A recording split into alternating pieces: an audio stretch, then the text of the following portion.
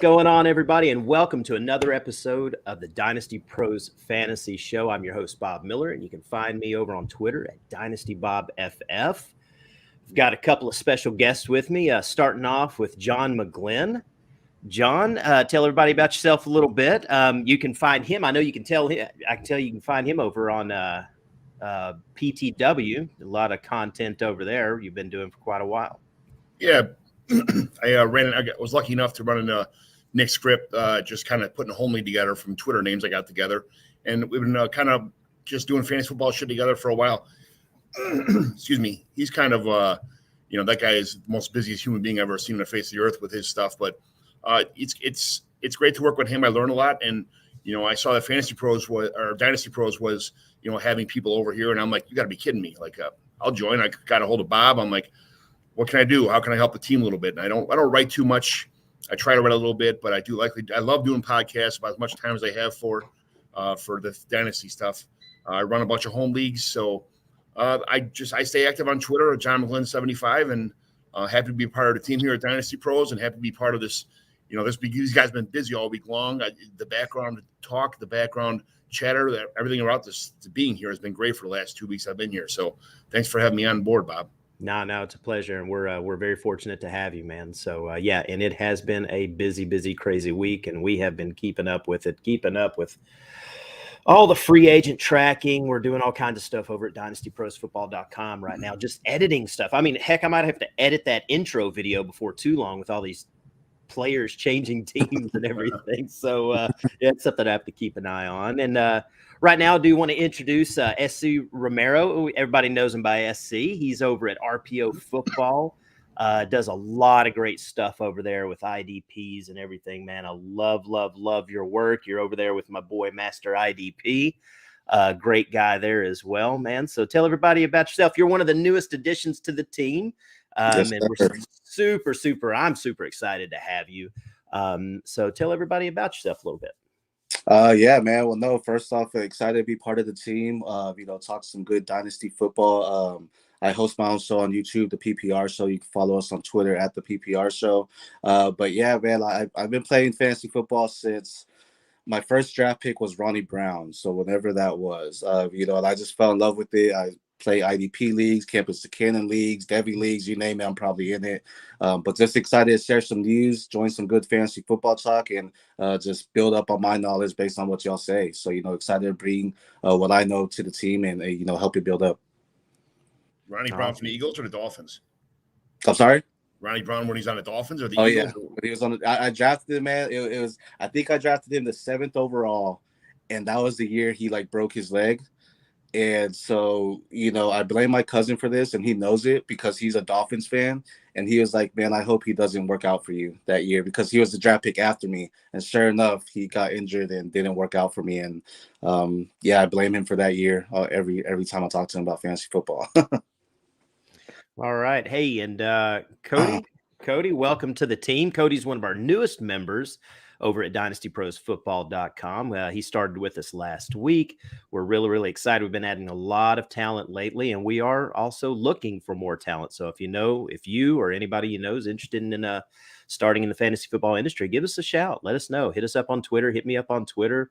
Anywhere you can find us. We'll definitely be interested in talking with you. So Cody, how you doing, man? Oh, I'm doing pretty good. Just getting the kids down and all that. You know how that goes. No, I do know how that goes. Yes, mine. Luckily, she's on spring break, so I'm letting her stay up just a little bit later tonight. So. There you go. I got a 4-year-old. I can't do that yet. Oh, yeah. No way there. Well, all right. Well, hey, guys, let me ask you all a question real quick before we get started with today's news. Has there been anything that has really stuck out to you this week? Like maybe a signing that caught you off guard, something that was maybe a favorite signing of yours, someone that got cut that you didn't expect to get cut, a trade? I mean, what's a move or two that's really stuck out to you guys this week? John, let me start with you. I'm going to go with David Montgomery to the Lions. That one is, I knew Montgomery was. I was kind of hoping he'd stay in Chicago. Just because he is a good running back. He's not great, but he's a really good running back. But to be paired up in the backfield with Swift now, I feel like Swift is on the move, is what that kind of spells. If not, maybe they're just worried about injury concerns for Swift. They like both of them, but they know Swift can't handle a workload by himself. Both of these guys are, I mean, Swift's a little bit better version than Montgomery, but both of them can catch. Both of them are good, can run good, are very well runners. Both of them, they're okay in the pass. They're good in pass blocking, not great, but good. And that to have both of them on the same team is kind of a head scratcher for fantasy, but these are things that in the real NFL make a lot of sense, because if they're going to make a playoff run, they can't afford to have a running back go down and not have a backup plan.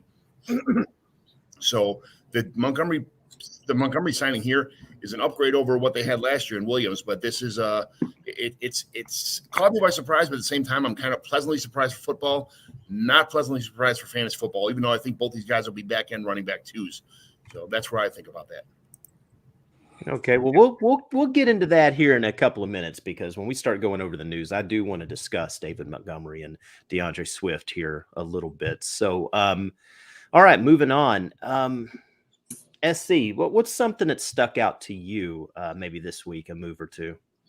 I mean, mine was Montgomery also, but I'll pivot over just because we just, basically what you said was it. But I'll probably say, one that I like was Andy Dalton go to Carolina Panthers. They traded away Sam Darnold to the 49ers. They traded up for the 1 overall. So chances are, my thought was they were going CJ Stroud, but now it's like, okay, CJ Stroud might be a pro-ready quarterback to go in there and start, and Andy Dalton's a valuable backup. But also, there's been ties with them and Anthony Richardson. So maybe they go Richardson, give him some time to study the tape, the scheme, and everything like that, and let Andy Dalton go in there and get a good start. So for fantasy purposes, I think that's a great buy low right now, just simply because he kind of proved last year he still has some juice in him. Not an every week starter, but definitely so. And if he gets that opportunity, you can go after it and get him. So I think that's very interesting to see who they'll draft, because that'll be a telltale sign if Andy Dalton is the starter week 1 in Carolina. Yeah, agreed. Cody, what about you, big guy? What do you anything stick out to you, bro? I actually have two moves. Actually, Juju to the Patriots, I think, is an interesting move. Obviously that he turns into their wide receiver 1. I truly believe that. Now, can Mac Jones get him the ball? I think that's the biggest question mark. But nonetheless, he brings a Super Bowl ring, so that's huge to that wide receiver core and to maybe not the organization, since they've had such a great run, but and they still have the Super Bowl head coach, so that also helps. I think another big one was Rashad Penny to the Eagles, and I thought it was surprising. I think it helps Gainwell more than anything, because Gainwell's there and knows the offense, but Rashad Penny obviously is injury prone, so it was an interesting move, I thought. Yeah, I thought Rashad Penny signing was a little strange. I mean, when he's on the field, he's very, very productive, but he's had a lot of durability issues.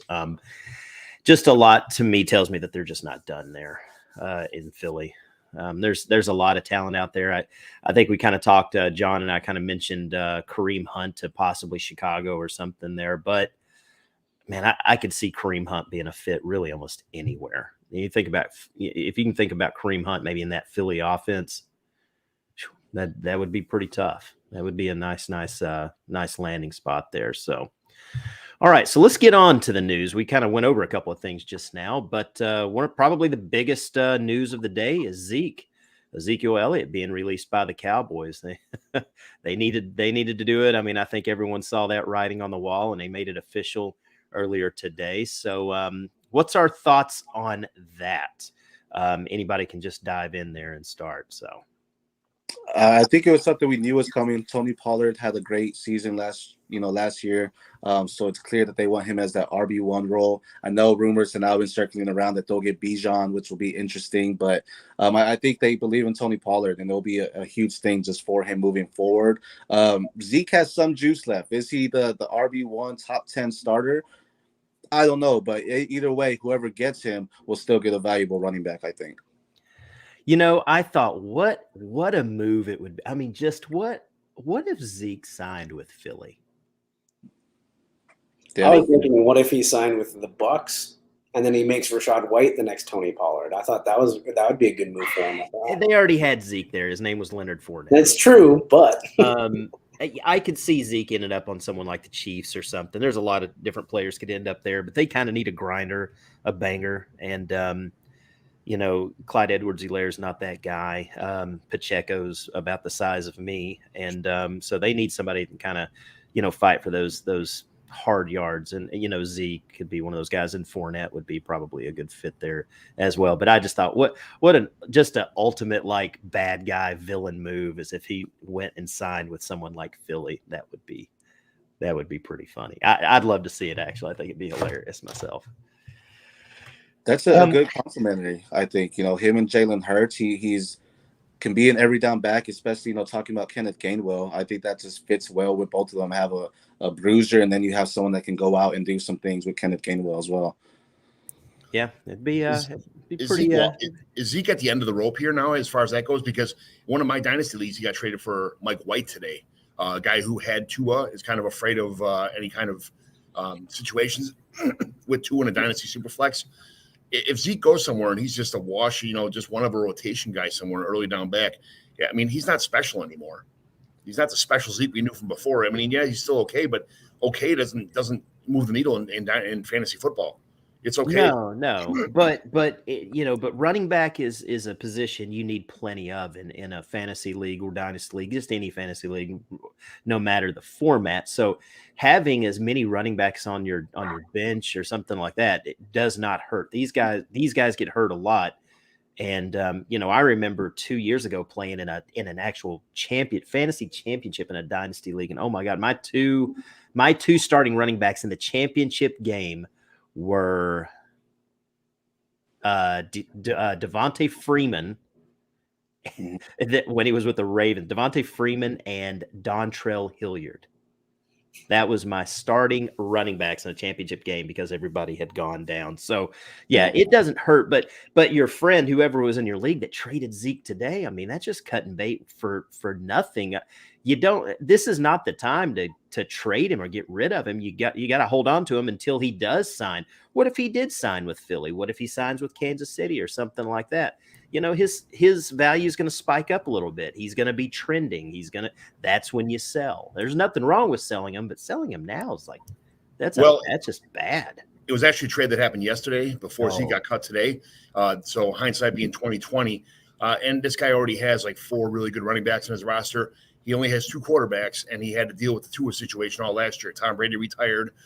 He's got other situations where the last couple of years, a lot of his quarterbacks all just fell at the wayside. So it's hard to get a quarterback in Dynasty. You have to overpay to get another quarterback, even an average quarterback anywhere else. So to have a situation where he probably would have won the championship last year if Tua would have stayed healthy. So he's like, I'm not doing that. I don't really care. I got 4 or 5. He's got Chubb, and he's got, I forgot who's on the roster. He's one of 8 leagues I'm in, but yeah, exactly. It was somewhere where he needed to make sure, and Mike White's a pretty good backup. I don't think he's a special quarterback, but he's a good backup. If he's just making sure that situation does not happen to him again this year. Absolutely. It's a smart move.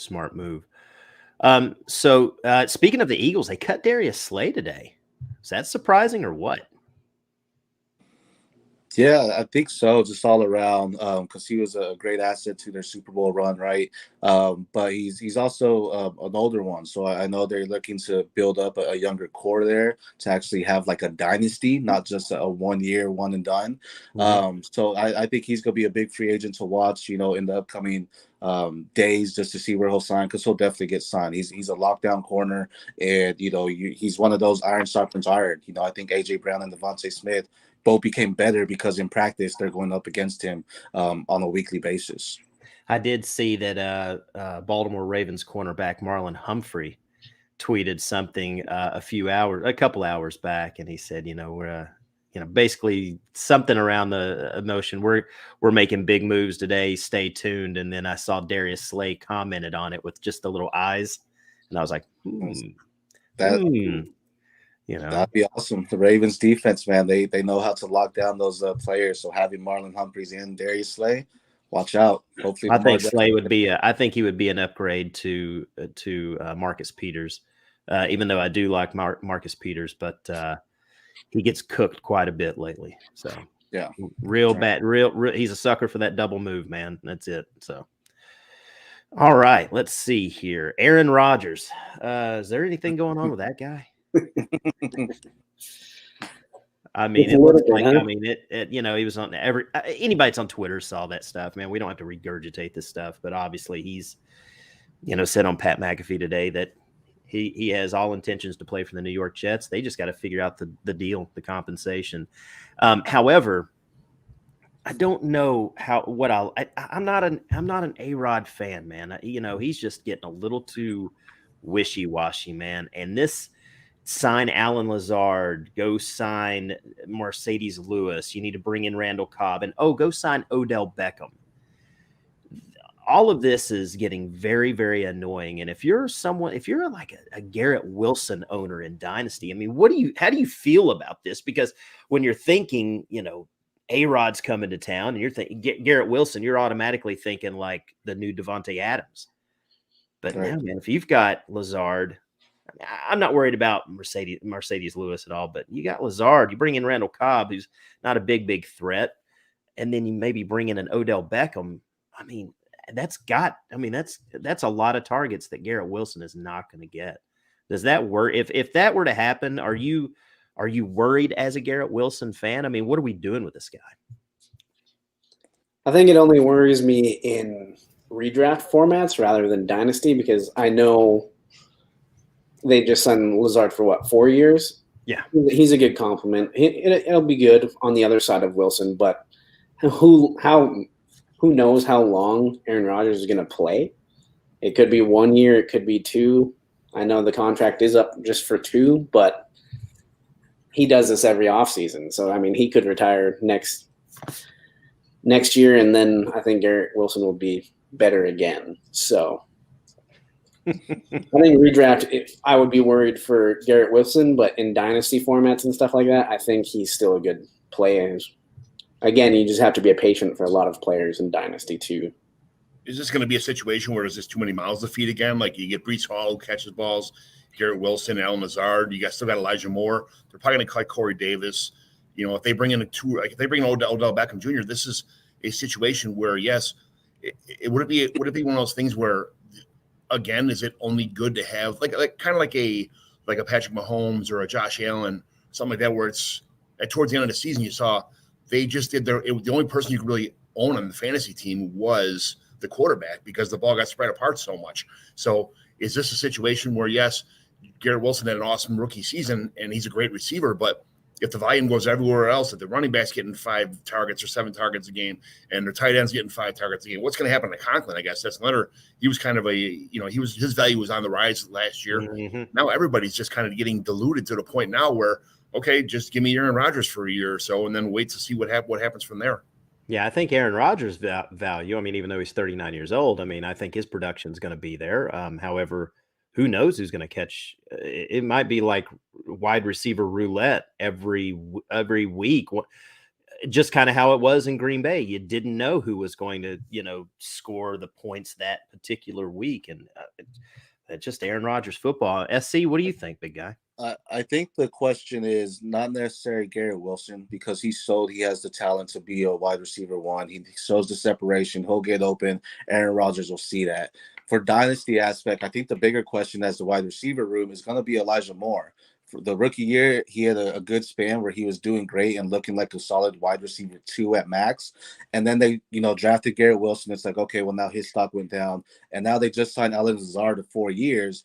I think they believe in Garrett Wilson, but now it's saying, what about everyone else? Your Denzel Mims, like you said, Corey Davis probably cut, but Elijah Moore, I think, is going to take the biggest cut, where, Garrett Wilson will still be that wide receiver 1 for him and get a majority of your targets. Now, if they bring in Odell, that's a whole different topic, and that's someone that definitely could be on the rise and someone that, I know has wanted to say, I want to come back, and he already has experience in the Big Apple playing in with New York and the Giants. So hopefully, coming back and saying, all right, well, I didn't do it with the Giants, so I'm gonna go to New York Jets with Aaron Rodgers and, make a run for it.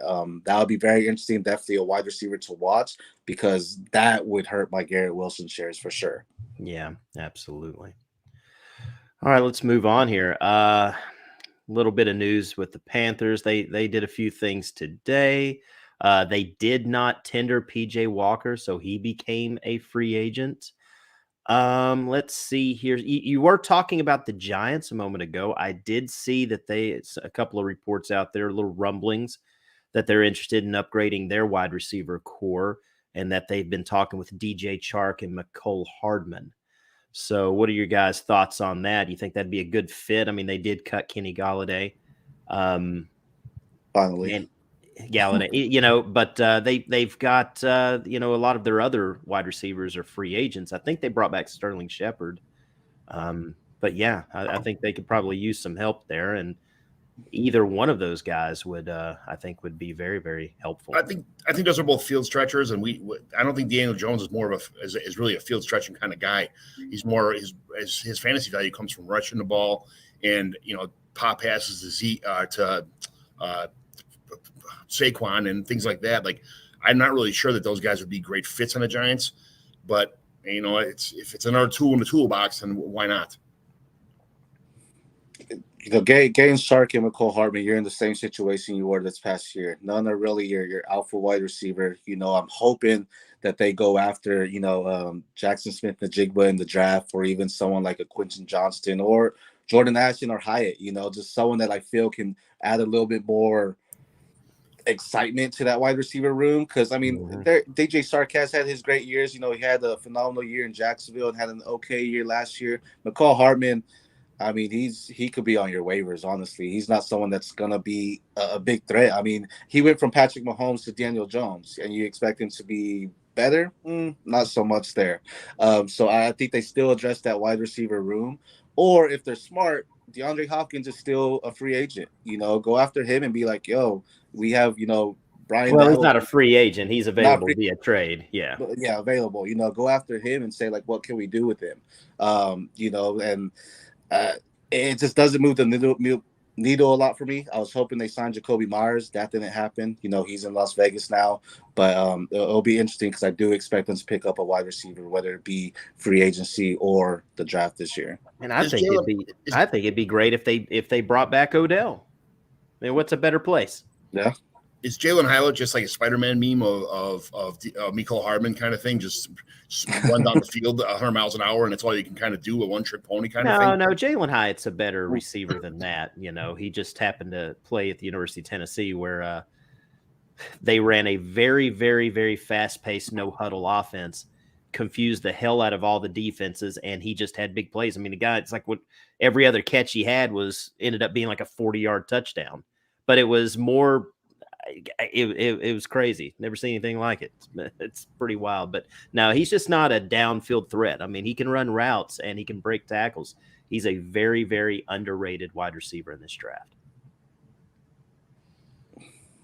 All right, let's move on. Jadeveon Clowney got cut by the Browns today.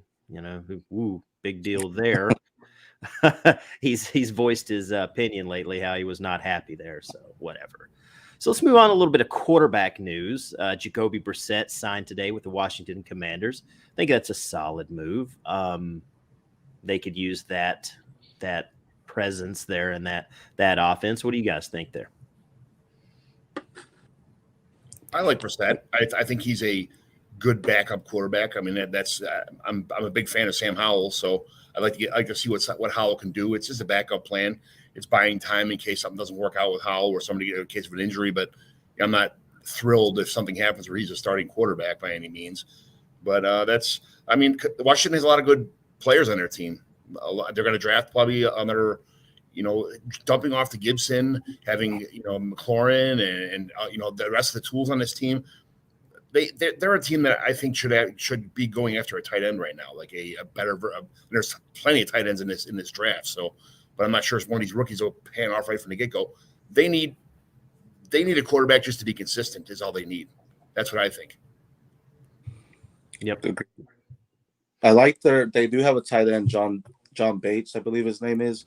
Pretty good tight end there. But Gesicki's a free agent. You can go after him if you need someone. But I agree. Jacoby's just a good backup quarterback. But he's one of those ones that you can plug him in and he can get it done on a fantasy and for a team perspective, so definitely a solid move there. Also a fan of Sam Howell, think he came out a year later than what he should have, but still the organization seems to like him. So I think that's just a solid insurance policy if anything happens to him. Yeah, and I also think that Jacoby is a great guy to learn from. I mean, you're bringing in a lot of these kind of bridge guys. I mean, it's just like what's his face signing in Carolina.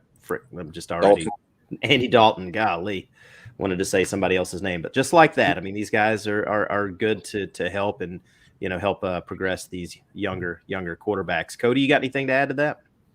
I guess I don't see Brissett, I see Brissett and Heineke as the same quarterback. So I think he'd be a really good guy to learn from, like you said.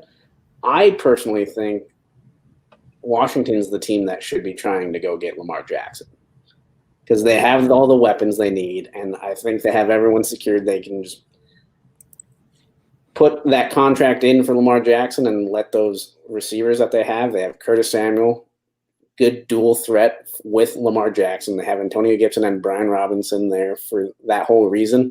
They're set up for a Lamar Jackson type of quarterback. I think that would be huge. Do I think it'll happen? No.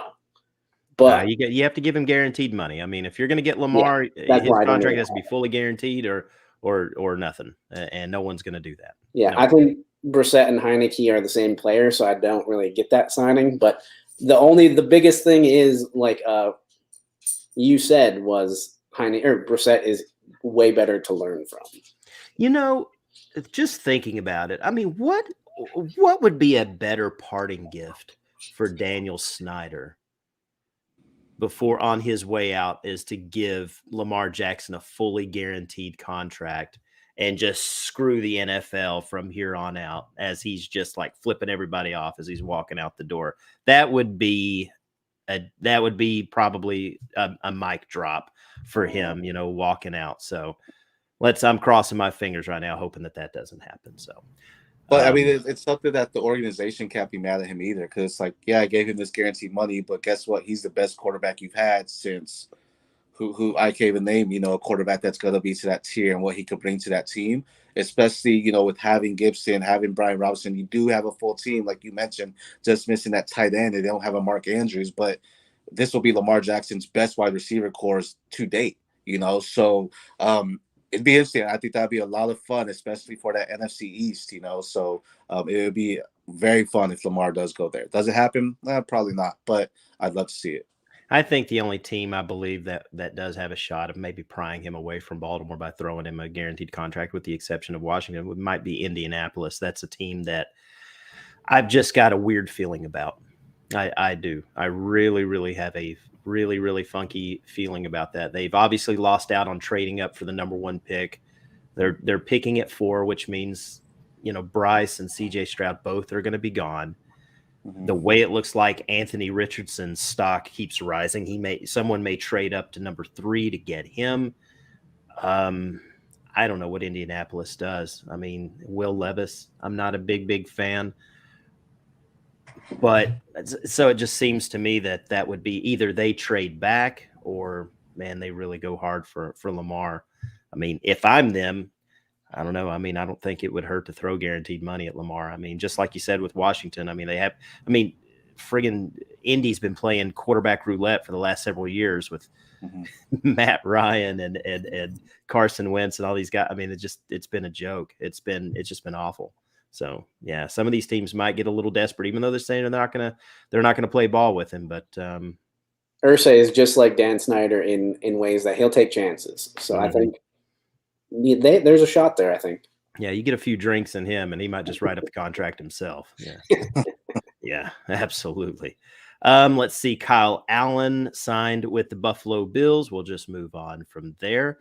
So I'm going to talk about a little bit of running backs, and we're going to revisit this. Last night when we were on live, the news broke of David Montgomery signing that 3-year deal with the Detroit Lions. I don't want to get too long-winded with this, and because everyone's really been thinking about this today. But in a nutshell, guys, anyone can jump in here. What's this do for his value? I mean, is everyone just freaking out about DeAndre Swift now? I mean, is people automatically putting Montgomery in that Jamal Williams role where he's going to have 12, 13, 14, 15 touchdowns this year. I mean, what do we think here? I'm in a couple of startups right now, dynasties, and I actually made a trade this morning. I mean, dude, I'm in like the 11th round right now. Okay. David Montgomery's sitting there. I actually made a trade to get up a few picks when the draft resumed this morning, and the first person I took was him. I mean, shit. I mean, 11th round, David Montgomery. I mean, that's a low risk, high reward there. What do you guys think? What's your expectations with him? Go ahead, CC. See. Man, it's hard because you love Swift, right? When he came out, it was like, man, this is a great dual threat running back. He can do it all. He can get some points in there. And then David Montgomery comes in, and it's just that compliment to what Jamal Williams was, right? Someone that could go between the tackles and get it done. But it doesn't really move the needle. I mean, if anything, this hurts him because he's not now the true RB1. I think this is something where they could use Swift in there and just, complement each other. But at the same time, they could also do like a Nick Chubb, Kareem Hunt kind of role and have, Swift line up outside. So you do have David Montgomery and DeAndre Swift on the field at the same time. Am I buying him? I actually just made a trade for him as well, where I traded Dameon Pierce away for him. This was before the news broke. But, it's something that I think it's interesting to see what the Lions do. I think they believe in Goff. They'll keep him for another year. They have a great young wide receiving core. So this is very interesting because Montgomery still is young. And I know he's had some hurtful seasons with Chicago. I believe only one over 1,000 yards rushing.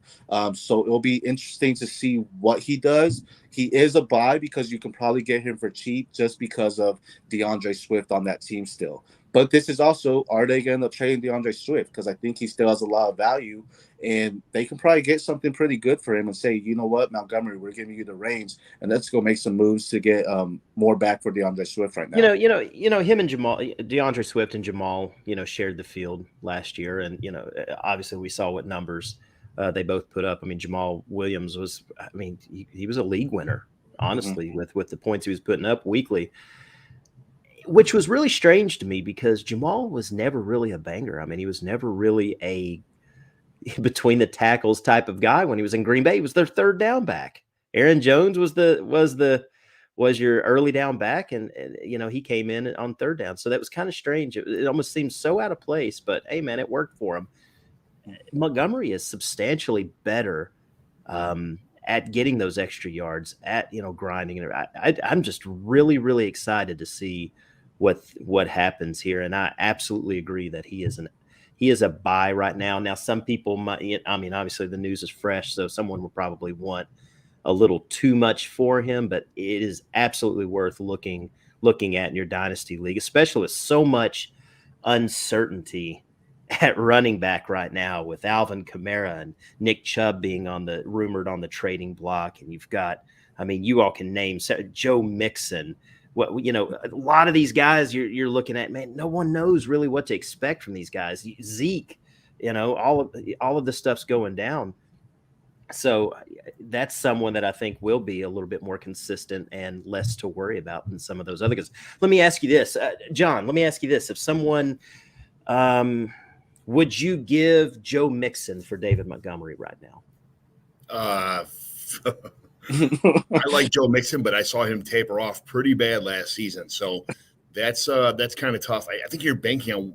I think people are banking on Swift being traded before the trade deadline this season. I think because they gave Montgomery a lot of guaranteed money, the most guaranteed money in a while for a running back. Anyway, after free agency, I tried trading this morning a couple times for the likes of like in a 0.75 tight end premium. I tried trading Cortland Sutton, Tyler Conklin, and a late third round pick to get Montgomery and got laughed at kind of thing, So it's I'm trying. I'm not going to overpay, but at the same time, this is if something did happen to Swift where he got traded, Montgomery would be what Swift. I think what a lot of people wanted Swift to be, because Swift's injuries last couple of years are, I think, his biggest problem. Staying on availability is the best ability, that kind of deal.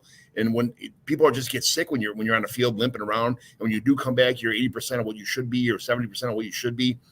They just can't afford to have these injuries on the Lions anymore. This is, if Montgomery goes out there and does take a lead in this offense, and something happens to Swift, they're going to cut bait with him and just say, we're going to go forward. Montgomery is the way I feel. SC, would you trade Alvin Kamara for David Montgomery?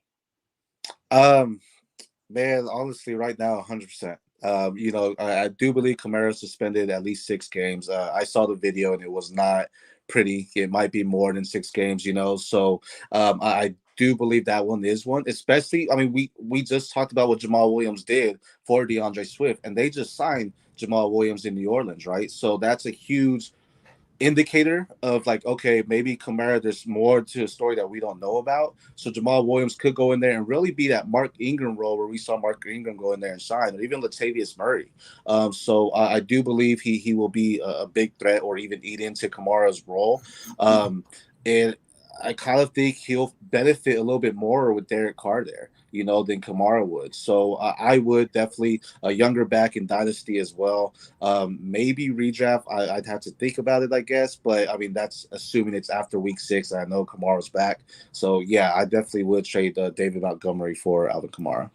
All right, Cody, I've got one for you. You are would you trade Derrick Henry for David Montgomery?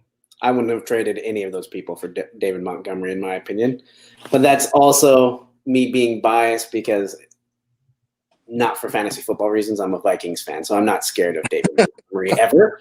So I just don't have him on my team. Does he fall forward? Yeah, but it's usually, from his 1-yard rush to get 3. So I would have all of those running backs on my team in fantasy before I would have David Montgomery. Okay, fair enough. I got one more question before we move on, and it's for all 3 of you guys. Every one of those players I named, John, SC, Cody, would you trade any of the players that I listed to you? Would you trade any of them straight up for Tony Pollard? I would trade everybody away for Tony Pollard. Yeah, I agree. Every one of those people you mentioned, including Derrick Henry, which I love Derrick Henry. He's not he'll run the ball 26 times for 18 yards, but then he'll always break one 85-yard run for a touchdown every game too. I know doesn't have a lot of PPR value. Most of my leagues are 0.2 points per carry too, so a lot of points for running backs who hold the ball. But Henry's got still his beginning of his career, he didn't have much traction, so he's putting a lot of miles on right now, but his body can sustain it. He's got a team that used the play action very well, and they if he's not going anywhere, first of all, stays in the Titans, yes, I would. It would be tough. It would be tough. Gotcha. All right, let's move on a little bit here. Nothing crazy, but Travis Homer signed with the Bears, so maybe that's the answer to their question. Let's see here. Myles Gaskin re-signed with the Dolphins. I think they brought back Raheem Mostert. They brought back who else they bring back? Salvin Ahmed too. Yeah, brought back man. They brought back another one. The whole backfield. They brought back everyone, really. Yes. Was it Jeff Wilson? Maybe. Yes. Wilson. Yeah, they brought them all back. So God, that whole backfield is muddied up again. That was somewhere I was hoping maybe a solid running back would end up. But golly, it's right back to the mess that it was before. One of the guys I was maybe hoping that they would grab onto would have been someone like Miles Sanders, who earlier today signed with the Carolina Panthers. What do you all think about that? I mean, D'Onta Foreman had a pretty productive season last year, and I believe I don't know if they've brought him back or if he's a pending free agent. I think that he's a free agent. He's a free agent, and he had a 1-year deal. Yeah, so what's our thoughts there? I mean, obviously they're going to have a new quarterback in town, whether it's Bryce Young or it's C.J. Stroud. I mean, what are our thoughts there with Miles? I mean, you could still bring in Damian Harris right now. I mean, if you were the Dolphins, I mean, he'd be an upgrade over almost everybody in the backfield. There's Leonard Fournette still out there. I don't understand why you're bringing all these guys. You already know what you have, especially when some of them are injury prone. They're definitely injury prone running backs, and they're old. They're older. They're not as old as I am, but they're old. Yeah. Oh, yeah. It makes very little sense to me, but man, what? I mean, I guess it never hurts to have depth. I mean, those guys, all of them, like you said, tend to get hurt. So hey, may as well have 4 of them just in case the other 3 are, down for the count there. So I don't know. That's pretty interesting. But no, Miles Sanders, I think, is an interesting grab in Carolina. I don't know how explosive that offense is going to be this next year.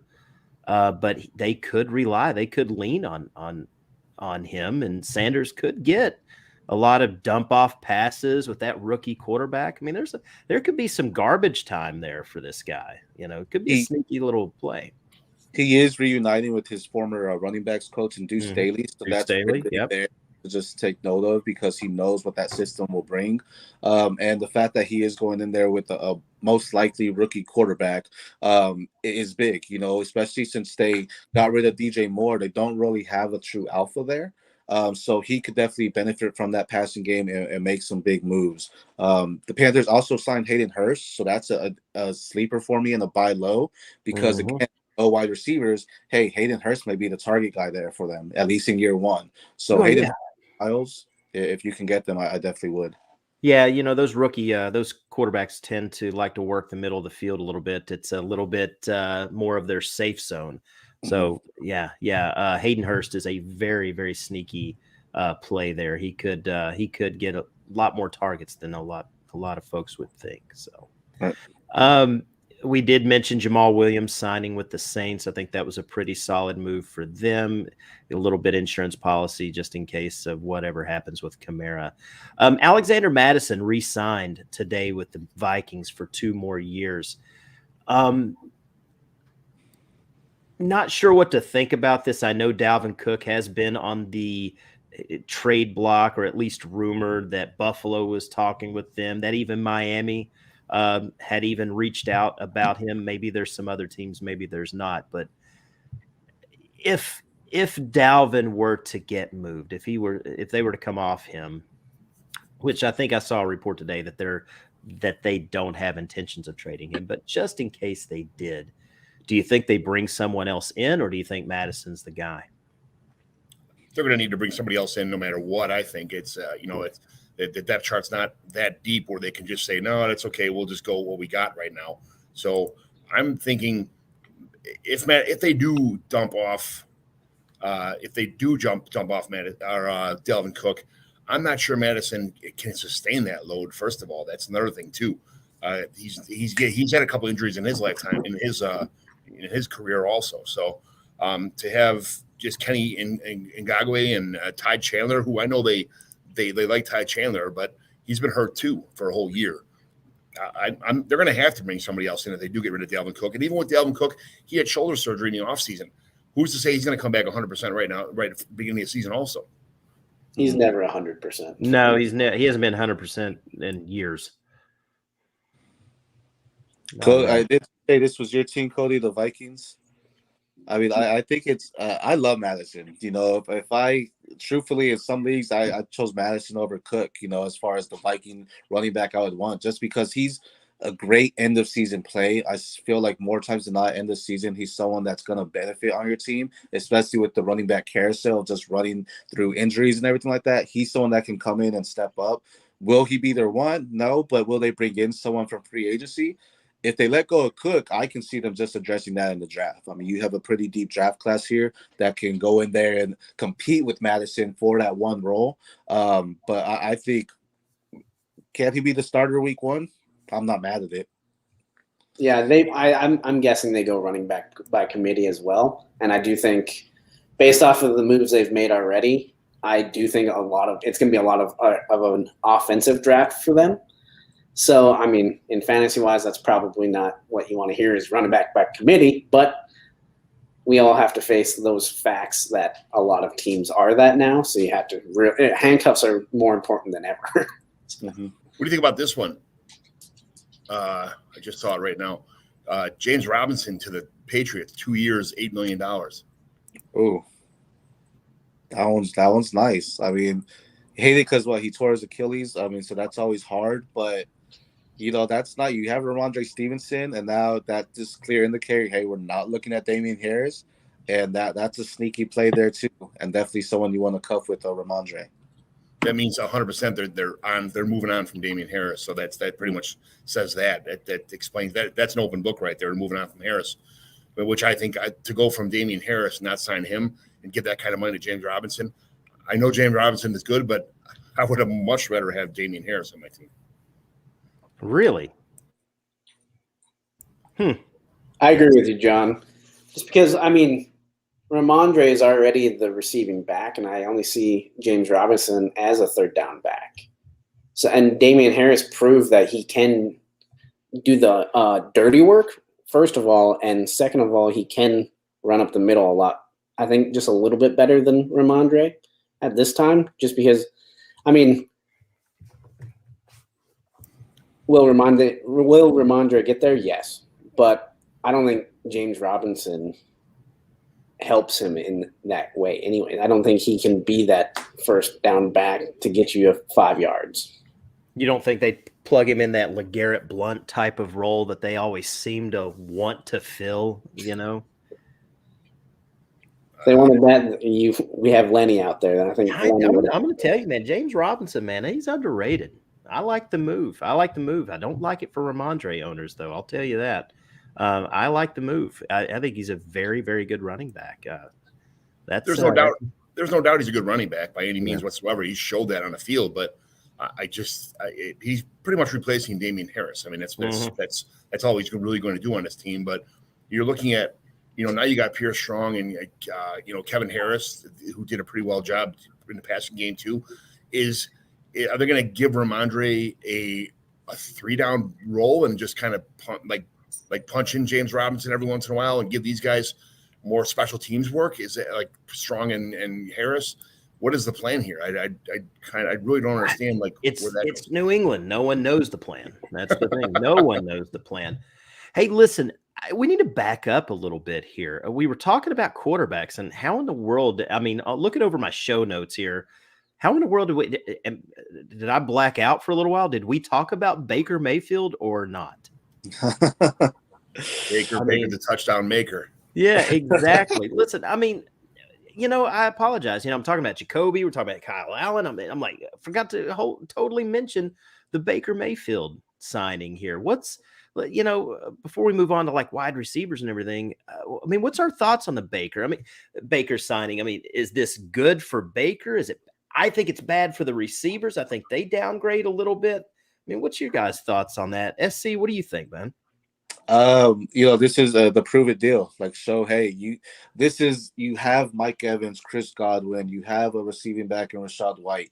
You have the weapons in front of you. If you can't do it here, then I don't know. You're a backup to me. I will point out at Kyle Trask because this is an interesting competition. Because right before the Baker, it was like, okay, Kyle Trask is the guy we're going with. When he was at Florida, he had weapons around him and he succeeded. So I think bringing him in here now, he has weapons around him. This is very interesting because Baker's in there and he did well when he was with the Los Angeles Rams, but it's also, I don't think it's that far apart as we want to think from Baker Mayfield and Kyle Trask. Hey, this is your last chance, man. You got to do it. There's no excuses now.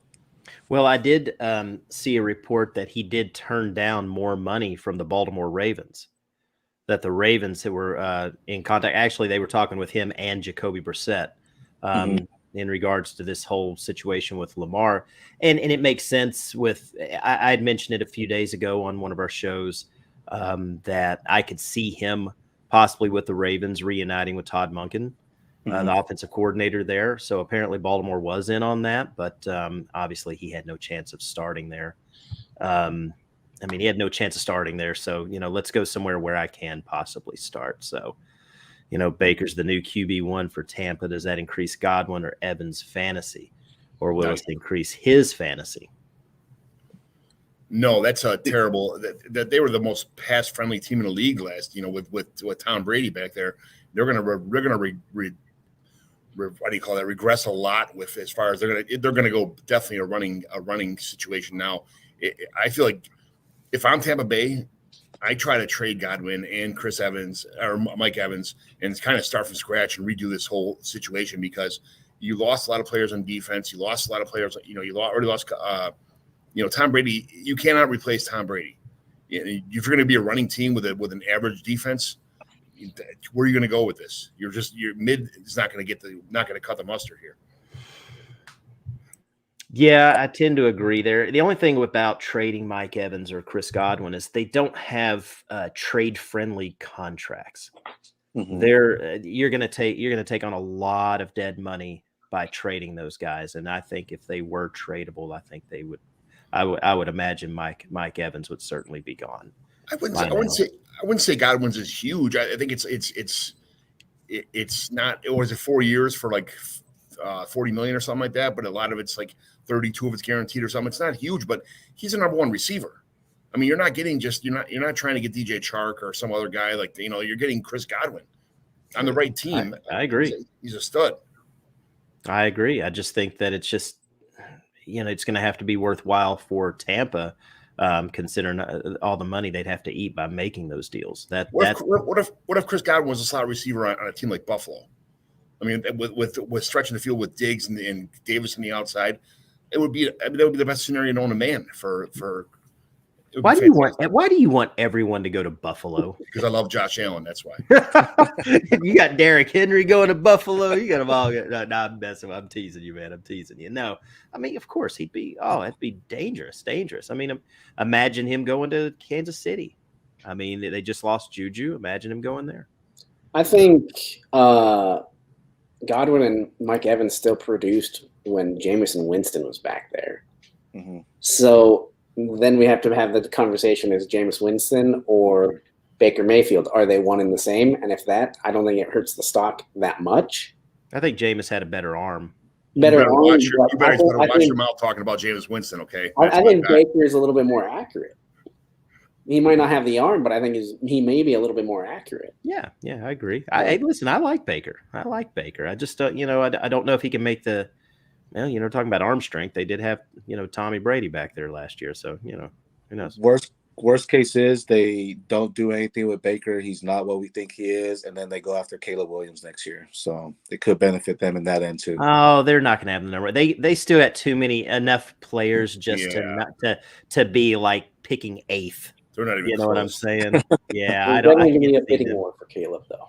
I mean, they might have to mortgage the future. They might have to do what Chicago and Carolina just pulled off. So, yeah. All right. So cool. We've moved off of Baker there, and so we're going to talk about. I just mentioned Juju Smith-Schuster. I mean, he signed with the Patriots, which is really, really funny. He signs for the exact same amount of money that Jacoby Myers signed for in Las Vegas. And the funny thing is like.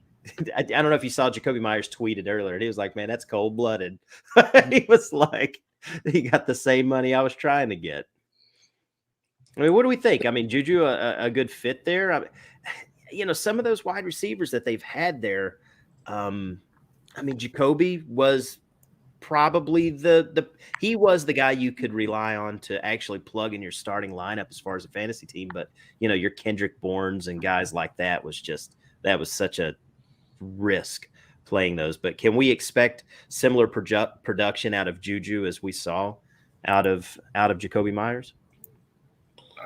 I think Juju's a good number 2. I don't think he's a great right now he's penciled in as the number 1 receiver on his team, and I'm not sure that's his route tree is pretty limited, so I don't see him being the number 1 everybody is talking about. They're gonna have to draft somebody, and they're not good at drafting wide receivers, so I'm not sure where this is going to go. Volume wise, yes. Short intermediate routes, out routes, digs, stuff like that, he's good at. And Mac Jones is an accurate quarterback. He doesn't have a great arm either. So Juju will be a great like number 2 guy, I think. But they're going to have to bring in somebody better or draft a stud wide receiver to go along with Juju. 100% agree. I had talked about some free agent wide receivers with Fantasy Nuts UK, and Juju was brought up. And, the idea was, or I said he would go to New England. That was my thought that he would. And, he did sign. But we look back at his career, his best year was wide receiver 2 to Antonio Brown. And, say what we want to say about Antonio Brown. He's one of the greatest to ever play the game. But that year, he had 166 targets, 111 receptions, and over 1,400 yards. Since then, he has not even had over 1,000 receiving yards. So he's a solid wide receiver too. And okay, they signed him, 3 years, and that's cool and all. But my buys for the wide receivers in New England would be Kendrick Bourne or Tyquan Thornton. I think those will be the sleeper guys that you want to get there. I don't think Juju's the one, and I don't think he's gonna. It's Mac Jones. That's a downgrade from Patrick Mahomes. Mm-hmm. Mm-hmm. The problem with this is does Juju become a like a sell or a hold right now? Because you're not going to get. Everybody sees Patriots wide receivers and they just go bleh, they don't want them, and you can't sell them anywhere. Yeah, I think his value hasn't increased or decreased. I think he's just kind of just kind of plateaued there.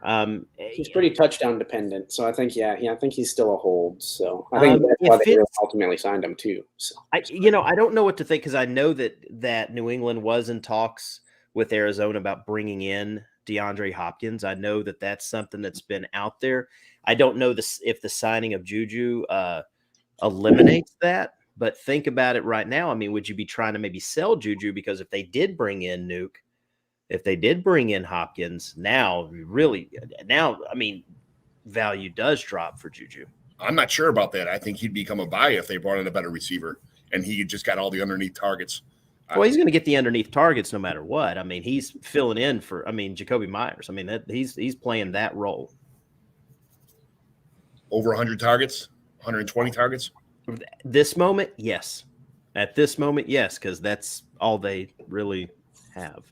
I mean, Jacoby Myers was a productive fantasy wide receiver. I think Juju will be very, very similar in production if he stays healthy and they roll out there with this same wide receiver core. If they bring in another weapon, everything changes. All right, moving on. Ashton Dulin re-signs with the Colts. Big deal. Deontay Hasty, Hardy, whatever you want to call him. Hold on. Time out. What? Ashton Dulin I think he's a sleeper. I mean, maybe I'm just brainwashed by Matt Kelly or something like that, talking about Ashton Dulin all the time. But I think he's a pretty damn good receiver. That just he got hurt a little bit. He was out a year with an injury. What they have on that roster, on that depth chart, Ashton Dulin could be a decent wide receiver, like a pretty good wide receiver 3. In deep leagues, he's a buy. I mean, he's back there. I have him in a 32-man league, and he's definitely someone that when he's on the field, he could be a threat. But again, it's been healthy. Being health issue, for him. But I definitely think he's someone that in deeper leagues, not your regular 12, 10-man league, right, like that, but your deeper leagues, he could definitely be someone on your bench to fill in when you get injured wide receivers. Yeah, it doesn't hurt buying him. I mean, you're giving probably next to nothing for him. Mm-hmm. And there have been some whispers of Indianapolis still trying to maybe trade up and get that number 1 pick, and Carolina possibly dropping out of that spot, even though they traded up to get it. And who knows if Michael Pittman maybe not be part of that deal. So just something to consider. I mean, imagine for a moment Michael Pittman's out of town. I mean, Dulin, goes up. I would love that for my Alec Pierce shares. So yeah, there you go. The old Alec Pierce. Yeah, boy, he was useful for a couple of games, I'll tell you. Like I said, Deontay Hardy, Hasty, whatever, signed with the Bills. Probably more of like your downfield threat. Probably that don't think that's really gonna really add much. Special teamer, that's it. Yeah, pretty much there. We are, not really any tight end news except for the Hayden Hurst signing with Carolina on that 3-year deal. We all like that deal. That's pretty much about it. A little bit of defensive news here. Kalen Saunders signed with the Saints, former Kansas City Chief. Just some depth there on the interior, defensive line. Fletcher Cox re-ups and takes a team-friendly deal to stay in Philly.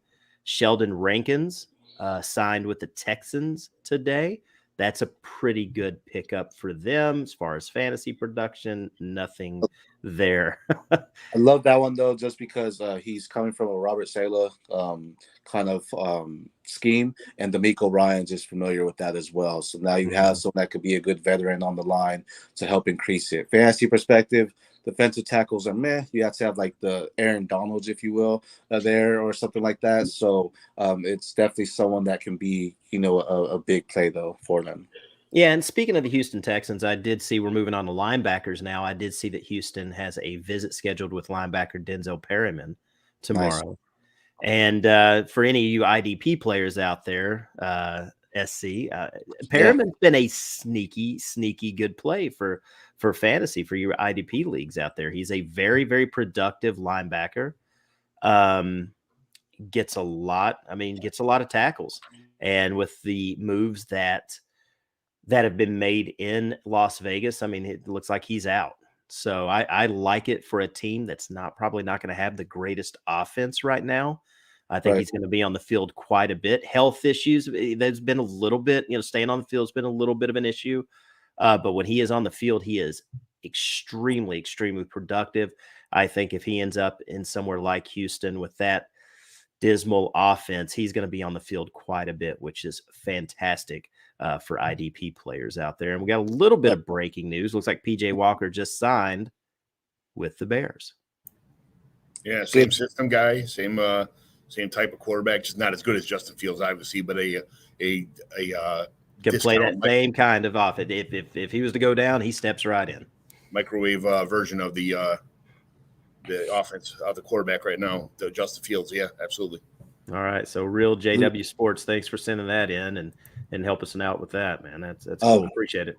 Back to Perriman. I mean, you just mentioned, health. That's been his biggest concern. I think it was 2 years ago he played 15 games. This last year he played 12, but when he played the 15 games, he had over 150 tackles. Mm-hmm. Big, and he's gonna go somewhere where he's gonna be the leader. So it's definitely someone. Again, D'Amico Ryans, if he's bringing what he had, in San Fran, this is gonna be a phenomenal defense and something that we can see mold into just a ferocious kind of defense. And having a leader like Denzel Perryman as a veteran will bode well. And if he's healthy, he's definitely an IDP watch because.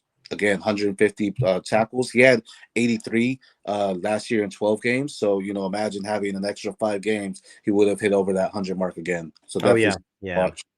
Very much so. I'm in a startup right now that is an IDP and Devi startup there. John, that's bad words for John, but anyways, a lot of those linebackers have kind of gone, and Perryman's always been a nice little pickup for me every year for the over the last 3 or so years.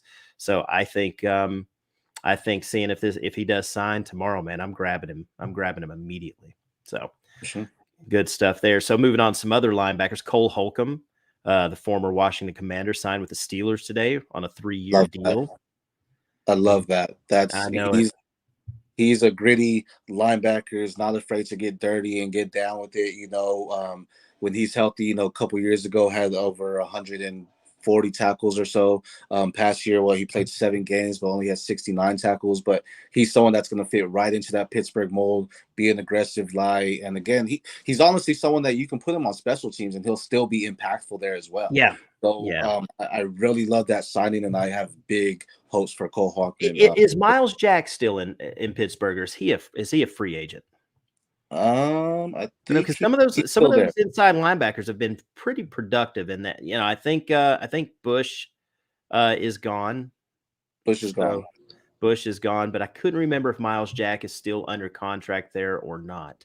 But regardless of that, Cole Holcomb is a fantastic addition to that defense. He will fit. He will look like a Steeler day one.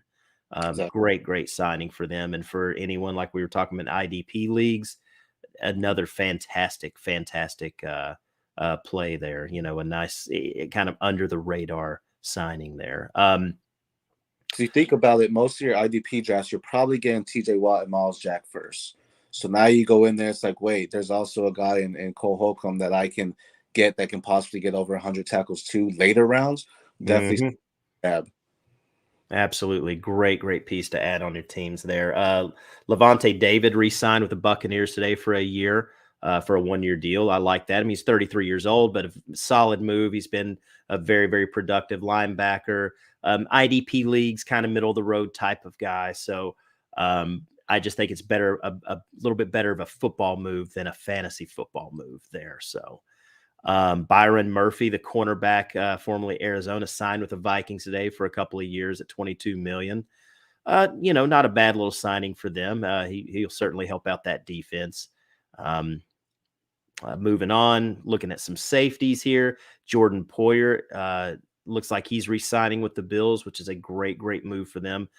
He has been just a solid defensive player for years. He's been a great leader for that team, and they've lost a few players, so it's nice that they can kind of retain him.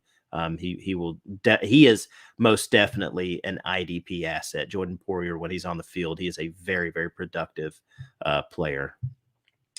And definitely someone that he stayed with Buffalo. I mean, he's the leader of that team, so he's definitely involved in every single play as long as he's healthy, and someone to buy for sure. God, it seems like he's been in the league for like 15 years, man. It's kind of crazy. Right. But he hasn't.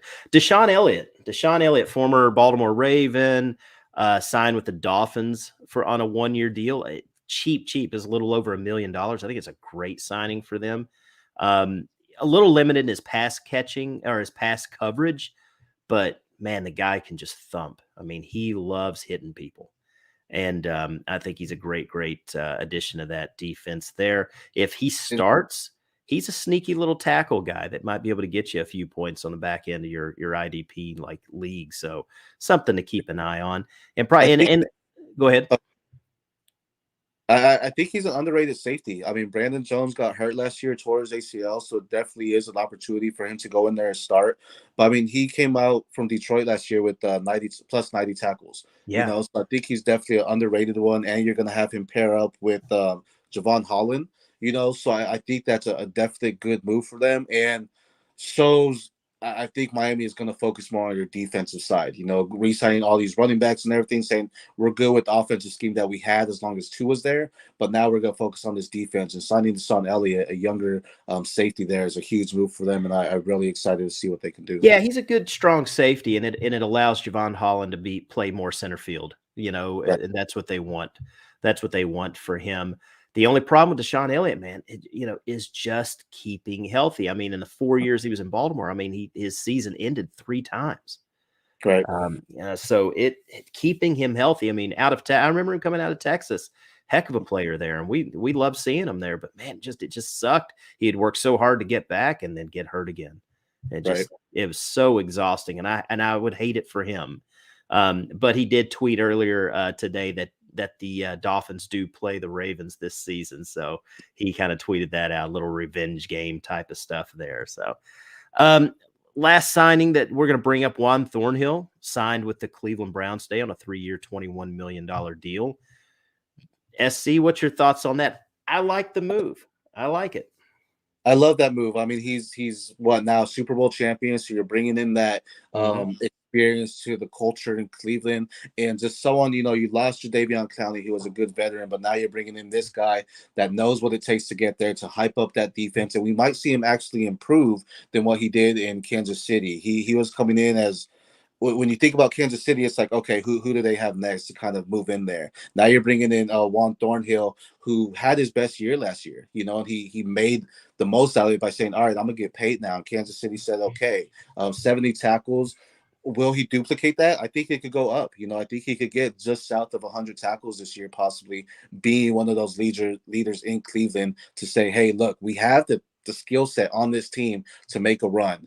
Now let's go do it. And, having that will definitely help. Yeah, and I think they lost John Johnson, didn't they? I believe so. Yeah, I believe he signed somewhere else. So I think they're filling that role, and I think Thornhill's a very, very nice addition. And in that division, I think he's going to get a few extra tackles. So that will certainly help if you've got him in an IDP league. So, sure. Well, guys, that's it. John, I know you really, really appreciated all that delicious IDP talk, since you just love that stuff. So I'm just glad I could help. Thank you very much. It's it is nice to hear. The more and more I get exposed to it, the more and more kind of like, I'm that fish that sees the worm in the corner of my eye, and it's, I'm getting closer to that hook every day. I'm eventually going to bite it. It is what it is, because I do love defense. Nothing was better than growing up watching the '85 Bears and the Ravens defense in 2000. Watching defensive teams just dominate the NFL is what it is. You can have the best you could have the best offense in the league, as we've seen before. When you go up against a steamroller team with a great defense, you have no chance. Offense wins games and defense wins championships, and they say that for a reason, because a good defense is almost impossible to build, but at the same time, when you do build it, I mean, you can't. There's nothing you can do about it. It is what it is. Same thing in fantasy. It's the same thing when you play in an IDP league. I mean, you're going to sit there and look, and you're going to want to grab some of these offensive players because they're still on the board. However, you see a Roquan Smith, or you see a TJ Watt, a Nick Bosa. You see those guys sitting there, Aiden Hutchinson, and you're like, I need to go grab those. So a lot more decisions, but it makes you watch the game more. You're watching defense, and you're really, and then you see someone get a sack, and you're like, oh my God, who's defensive? Oh shit, that was John's guy. You know, I mean, so it's fun. It's fun to play. One day we're gonna get you involved, and I promise you, John. What do you do when the red zone's on? What do you do when the red zone's on? There's no defense. I don't do red zone. Oh. I do. I have 8 games going at once on my screen. With NFL Network now, with NFL Network not doing it anymore, now you're on YouTube or whatever they're doing. I don't know how that's going to go. That's going to jack me up. That's going to mess me up. So they're going to have to figure that out. So you have to come up with a zone for defense, like an orange zone or something like that. It's just nothing but offensive defensive plays all game long. So your IDP guys can just tune in. They got the red zone on one game and the orange game on the other one. It's nothing but defense. We're watching offense, but we're paying attention to defense. So don't worry. I've got my home league here that I'm going to be adding punters this year. Oh no! Nice. Oh yeah, punters, baby. 1.8. They're going to get a point if the ball's down inside the 20, you get 1 point. If it's down inside the 10, you get 2. If it's down inside the 5-yard line, you get 3 points. So we're going to be watching it all. You get points for coffin corner punts. That would be awesome. Well, I don't know about that, but inside the 5, you're going to get 3 points for that. So we're all about it. That was an old thing back in the day with the coffin corner punters, where if they get the ball out of bounds at the 3, 4, 5-yard line, it was invaluable. And I'm not sure why they got away from that now, where they keep punting to everybody all the time. I don't know why that became a lost art. I don't know if anyone really knows how to do that any longer. Maybe just rearing back and just giving it hell, honestly. So, well, cool. Well, all right, guys. Well, that's the show for tonight. We want to thank everyone for tuning in. Tell your friends about us, and if you don't mind, give us a follow. Follow us on Twitter. Subscribe to our YouTube channel if you haven't already. We've got a few more shows lined up this week for free agency. So keep looking out for us. We'll be back on at 9:15 p.m. tomorrow Eastern time. But for myself, for John McGlynn, for Cody Folden, and SC Romero, like I said, we want to thank you for watching the show. Tune in tomorrow night. But for now, see you, everyone. Bye. Take it easy, guys.